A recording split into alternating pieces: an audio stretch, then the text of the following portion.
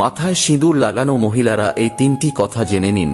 কথিত আছে মেয়েরা সিঁদুর লাগালে তাদের স্বামীর আয়ু বৃদ্ধি পায় এবং সংসার সুখের হয়। তবে ভুল করেও সিঁদুর লাগানোর সময় এই তিনটি কাজ করবেন না, না হলে হিতে বিপরীত হয়ে স্বামীর প্রাণ সংকট হতে পারে।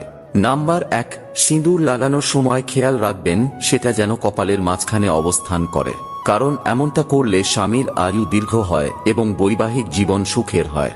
নাম্বার 2, বিবাহিত মহিলাদের এই বিষয়ে বিশেষ যত্ন নেওয়া উচিত যে সিঁদুর লাগানোর সময় কখনো দাঁড়ানো অবস্থায় এটি লাগাবেন না, বরং আরাম করে বসেই সিঁদুর লাগানো উচিত। এছাড়াও সিঁদুর লাগানোর সময় আপনাকে অবশ্যই একটি টিপ পড়তে হবে।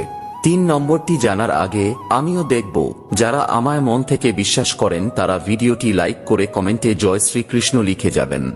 নাম্বার 3, বিবাহিত নারীদের সব সময় এটি খেয়াল রাখা উচিত যে তাদের সিঁদুরের বাক্স যেন কোনো জায়গা থেকে ভাঙা না থাকে।